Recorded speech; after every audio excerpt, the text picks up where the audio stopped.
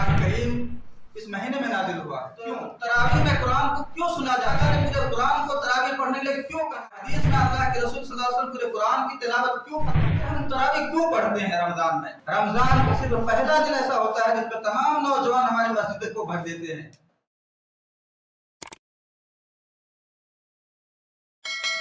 أما بعد قال الله تعالى في كلامه المجيد أعوذ بالله من الشيطان الرجيم بسم الله الرحمن الرحيم يا أيها الذين آمنوا كتب عليكم الصيام كما كتب على الذين من قبلكم لعلكم تتقون. وقال تعالى شهر رمضان الذي أنزل فيه القرآن هدى للناس وبينات من الهدى والفرقان. وقال تعالى إنا أنزلناه في ليلة القدر وما أدراك ما ليلة القدر ليلة القدر خير من 1000 شهر. وقال النبي صلى الله عليه وسلم رب صائم ليس من صيامه إلا الجوع. وقال النبي صلى الله عليه وسلم من لم يدع قول الزور والعمل به فليس لله حاجة أن يدع شرابه وطعامه. وقال تعالى وقال النبي صلى الله عليه وسلم الصيام جنة أو كما قال عليه الصلاة والسلام. دوستو اور میرے عزیز بھائیوں، خدا کا شکر ہے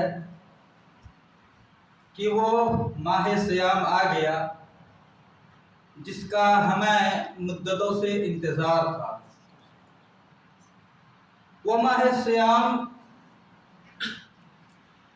جس کی تیاری آپ صلی اللہ علیہ وسلم کے زمانے سے لے کر آج تک ہم لوگ کرتے ہیں اور جس کے استقبال کی پوری تیاری ہمارے یہاں بھی چل رہی ہے. یہ ماہ سیام ہے جس میں اس پوری انسانیت کو رب انسانیت کے جانب سے ایک عظیم اور ایک بڑی نعمت ملی. قرآن ملا، اسلام ملا اور خدا کا آخری دین اور خدا کا آخری پیغام ملا. دوستوں اور ساتھیوں، آج کی اس محفل میں ان فضیلت کی احادیث کو دہرانا نہیں چاہتا جس کو کہ عام طور پر محفل اور مجلسوں میں دہرائی جاتی ہے کہ روزے دار کی منہ کی بدبو کیا ہے، یا روزے میں شیطانوں کو قید کر لیا جاتا ہے. یہ سب چیزیں ہم لوگ سنتے آئے ہیں، سنتے رہے اور سنتے رہیں گے. لیکن آج بات میں کرنا چاہ رہا ہوں اس سے تھوڑا سا ہٹ کر کے کہ اللہ تبارک و تعالیٰ نے 12 مہینوں میں اس ایک مہینے کو اس طریقے سے خاص کیوں کیا. ایک سوال ہے. جب ہم حدیث نبوی اور سیرت طیبہ کا مطالعہ کرتے ہیں تو ہمارے سامنے یہ بات بالکل کھل کر سامنے آ جاتی ہے اور آیا ہو جاتی ہے کہ رمضان المبارک میں نبی اکرم صلی اللہ علیہ وسلم اور صحابہ کرام اور اس کے بعد تابع تابعین کا کیا رویہ رہتا تھا اور کس طریقے کی وہ اپنے رمضان کی جشن مناتے تھے اور اس میں کس طریقے سے اس کو نبھاتے تھے. آپ لوگوں نے حدیث شریف میں پڑھا ہوگا کہ اللہ کے رسول صلی اللہ علیہ وسلم کا طریقہ تھا کہ جب رمضان کا مہینہ جب شعبان ہی جب شروع ہوتا تھا تو اللہ کے رسول صلی اللہ علیہ وسلم اپنے کپڑے کو مکمل طور سے سختی کے ساتھ باندھ لیتے تھے. حدیث کا یہی لفظ ہے.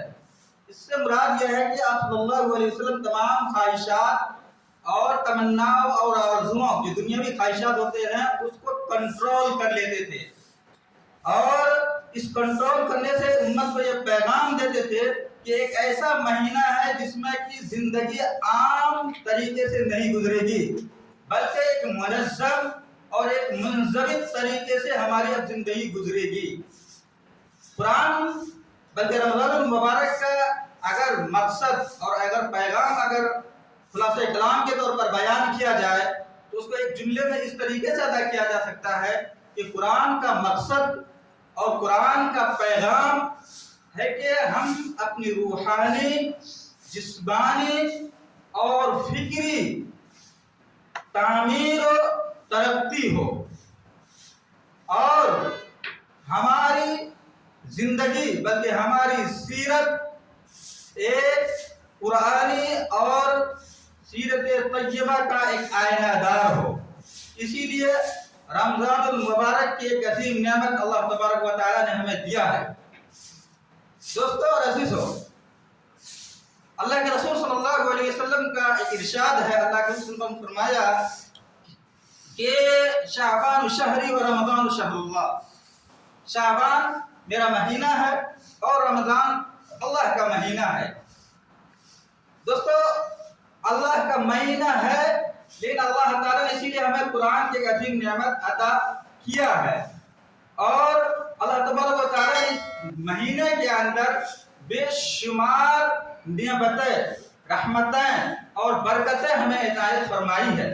لیکن کیا یہ نعمتیں اور یہ برکتیں اور یہ تبدیلیاں کیا ہم ایسے ہی سننے سے صرف اور کتابوں میں پڑھنے سے اور مجلسوں اور محفلوں میں صرف تذکرہ کرنے سے آ جائے گا؟ بالکل نہیں۔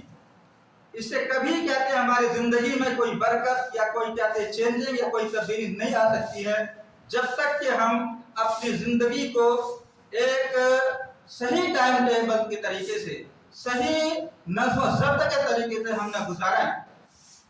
ایک تیاری کرنے کا ذکر آتا ہے حدیث میں، ہم لوگ تیاری کس طریقے سے کرتے ہیں؟ تیاری ہماری کیا ہوتی ہے؟ جیسے کہ ہاں افطار کے لیے کیا لانا ہے، سحری کے لیے کیا لانا ہے، اس میں کیا پکے گا، ایسے کس طریقے سے کیا ہوگا، مشروب کیسے ہوں گے۔ ہر شخص بڑی بڑی باتیں کر لیں گے، روحانیت کی، تقوی کی، تبلیغی کی، بہت ساری باتیں، لیکن ہم جب تیاری کرنے لے آئیں گے تو تمام مادیات دنیاوی چیزوں کی تیاری ہم کر لیتے ہیں۔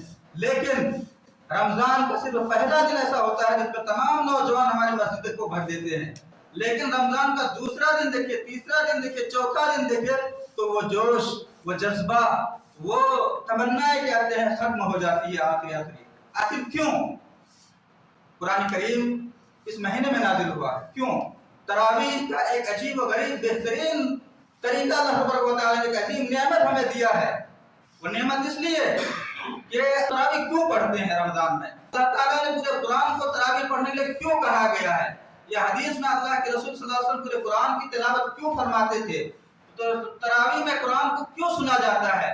دوستو اور ساتھیوں، اس کی اس عظیم مقصد کو ہم لوگوں نے بالکل بھلا دیا ہے۔ ہم لوگوں نے تراویح میں قرآن سننے کا مطلب یہ سمجھ لیا ہے صرف چند الفاظ کو رٹ کر کے اس کو کانوں سے صرف سن لیا جائے، اس کو ذہن و دماغ میں اور فکر و عقل میں اور اپنی زندگی کو اس کو نہ اتارا جائے۔ میں سمجھتا ہوں کہ ایسا مقصد شاید کہ کسی کی زندگی میں یا کسی کی فکر و خیال میں آتا ہوگا۔ ہر شخص جب آتا ہے مسجد کے اندر یا اپنے دروازوں جہاں بھی تراویح سنتا ہے، صرف اکثر مقصد یہ ہوتا ہے کہ کس طریقے سے ہم 30 پارے کی قرآن کو ہم سن لیں، بس، اور اس کے علاوہ کوئی مقصد نہیں ہوتا ہے۔ جبکہ اللہ تبارک و تعالیٰ نے یہ ایک مہینہ عظیم نعمت کے طور پر دیا ہے۔ اس کی مثال ایسے ہی ہے کہ اللہ تبارک و تعالیٰ نے دیا ہے کہ اس قرآن کو پڑھو اور تمہاری زندگی میں جو غفلت کے دبیز چادر پڑے ہوئے ہیں، تم سے جو بے غفلتی ہو گئی ہے، تم جو زندگی کی بہت سے دفعات کو، جو اسلامی دفعات کو، اسلامی آرٹیکل کو تم لوگوں نے بھلا دیا ہے، حلال و حرام، اخلاق و معاملات کی بہت سارے قوانین کو تم لوگوں نے کہتے ہیں اپنی زندگی میں اتار نہیں پائے، تو دیکھو 11 مہینہ تم نے ایسا کیا، اب 1 مہینہ تم قرآن کو صحیح طریقے سے سنو اور اس کو سمجھو اور اس کو مکمل طور سے اپنی زندگی کے اندر پیدا کرنے کی کوشش کرو۔ اگر ہم تراویح کو اس نیت سے اور ایک مقصد سے ہم پڑھیں گے تو انشاءاللہ یہ رمضان المبارک ہمارے لیے قابل انقلاب اور قابل تغیر ثابت ہوگا۔ اگر ہم نے قرآن کریم کو اس انداز سے نہیں پڑھا تو پھر ہم وہی کریں گے کہ آج اس مجلس میں قرآن کے بارے میں پڑھیں گے، کل اس مجلس میں صیام کے بارے میں پڑھیں گے، کل اس مجلس میں اس کی فضیلت اور احکام کے بارے میں پڑھیں گے، لیکن ہماری زندگی میں کوئی تبدیلی واقع نہیں ہو سکتی ہے۔ اس لیے کہ اللہ کے رسول صحابہ کرام کی زندگی پوری اسی طریقے سے، وہ جب کچھ پڑھتے تھے، جب وہ کوئی زمانہ آتا تھا تو اس کو پورے طور سے مکمل طور سے کیا کرتے زندگی میں اتارنے کی کوشش کرتے تھے۔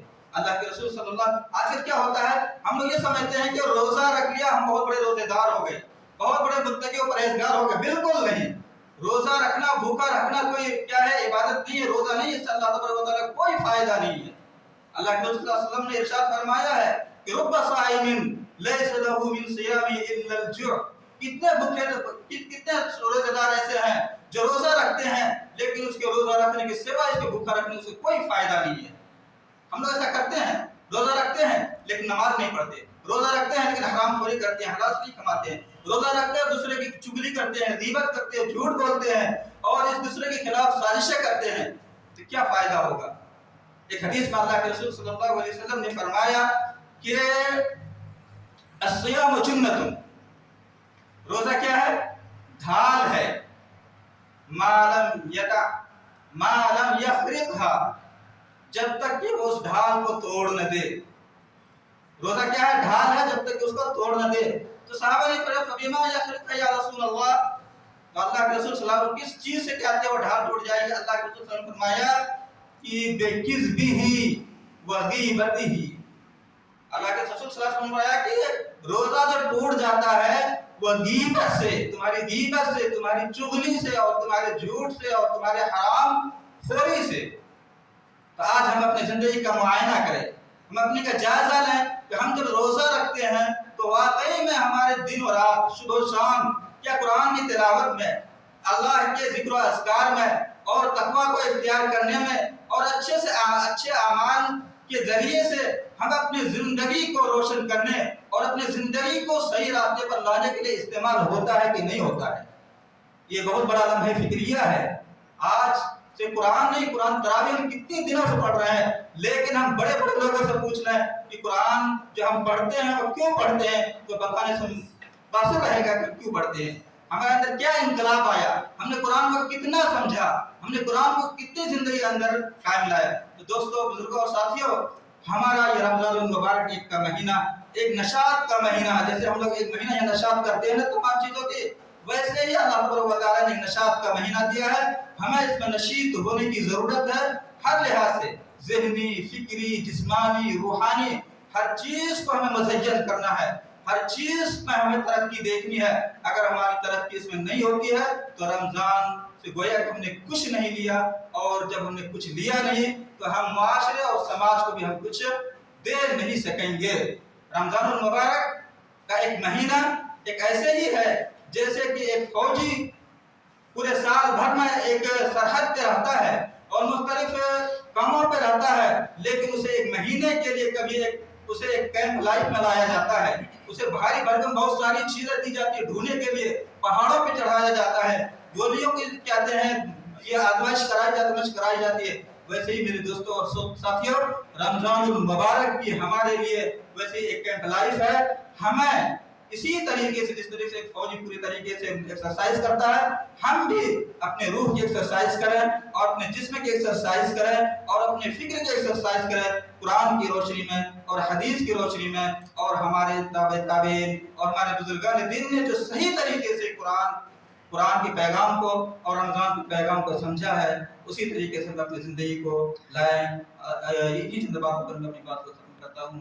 اللہ تبارک و تعالی ہمیں کہنے سننے سے زیادہ عمل کی توفیق نصیب فرمائے۔ وآخر دعوانا ان الحمد للہ رب العالمین۔